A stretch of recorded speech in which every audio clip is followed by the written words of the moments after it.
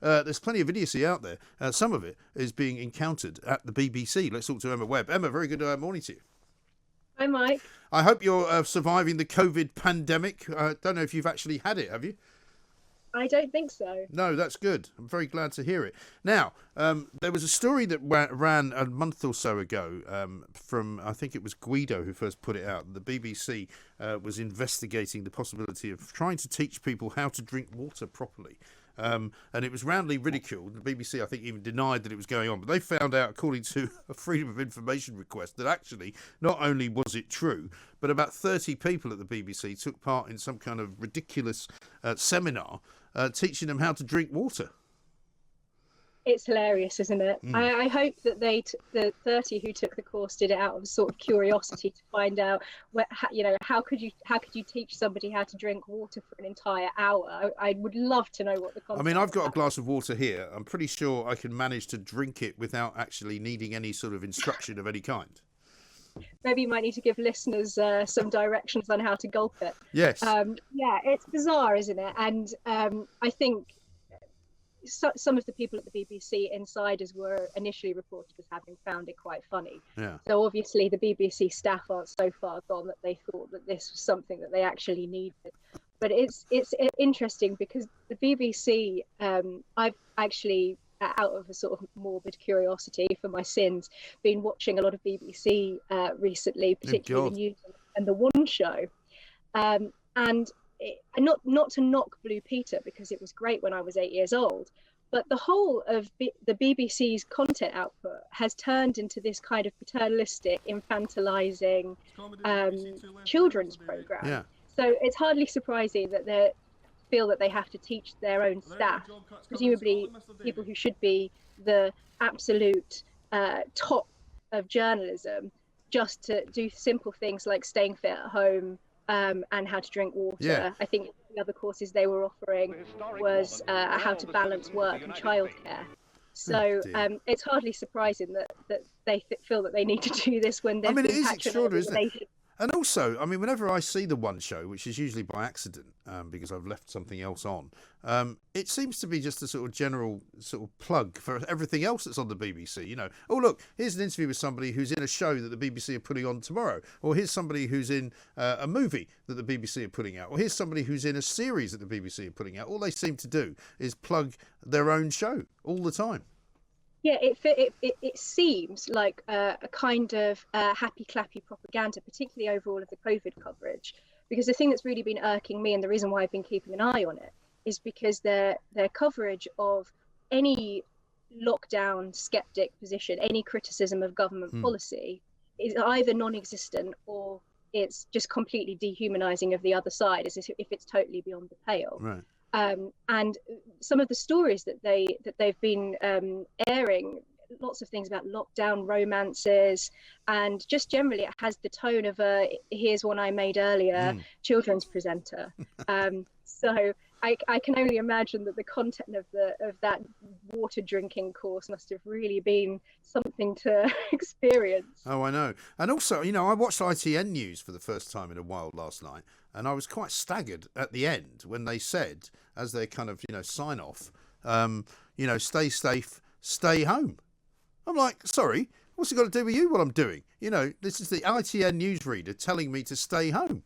Well, I'm not going to stay home, thanks very much indeed. I'm going out, actually. And in fact, after it finished, I went out just for the hell of it. It drives people to alternative sources of media, doesn't it, inevitably?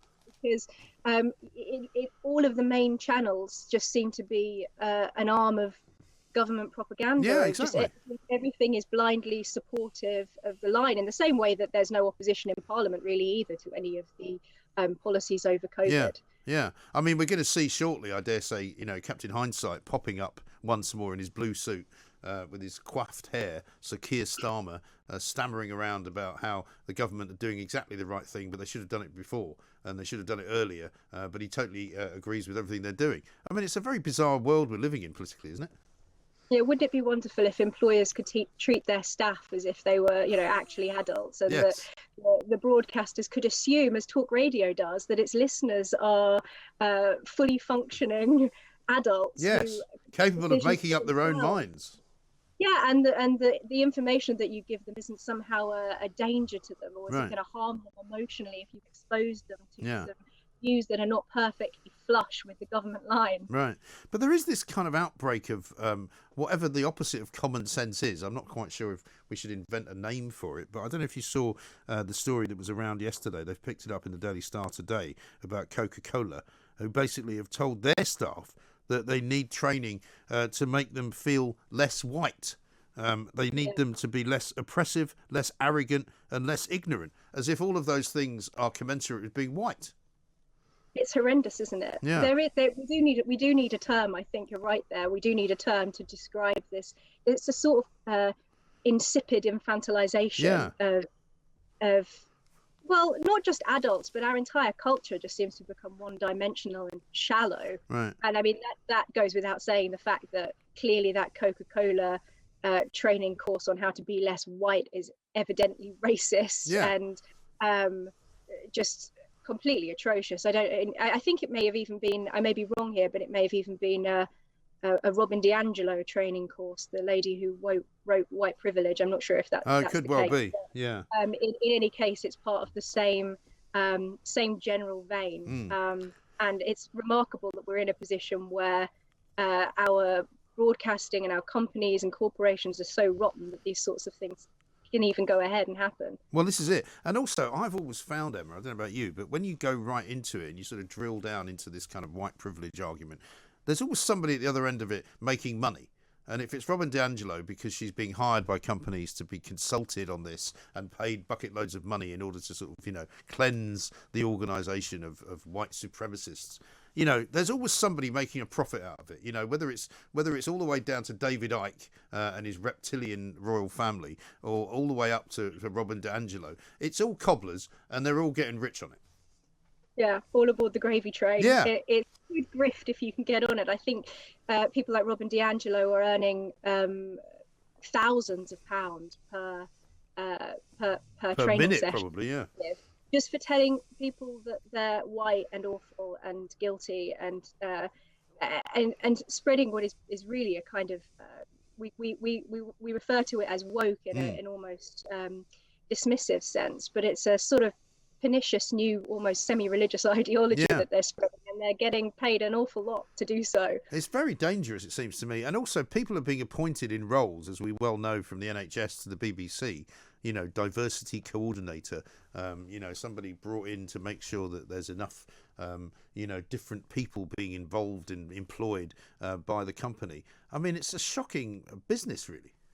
Yeah, and those roles all pay more money than most normal people could even dream of. Yeah.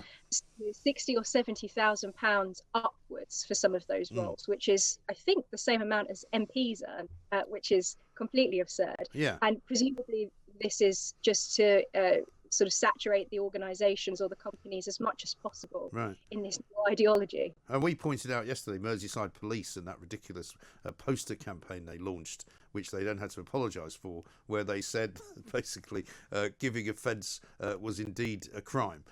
Making people offended was a crime, when in fact it clearly wasn't a crime, and they got it completely. So you'd think the police would actually know what a crime was instead of inventing new ones.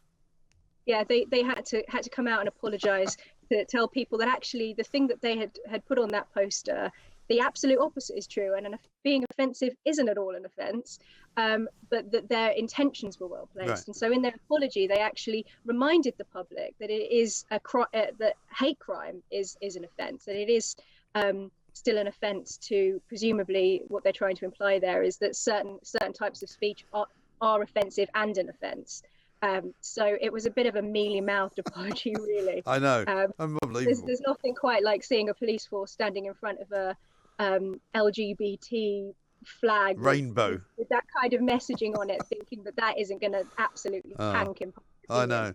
I know. Well, thank goodness there are people like you and I, Emma, around who will consistently rail against it and hopefully stop it eventually from becoming so pernicious, so that we all have to succumb to it. Emma Webb, commentator, talking to us there about an awful lot of common sense. Maybe somebody could come up with a word for what common sense and the opposite of common sense actually is.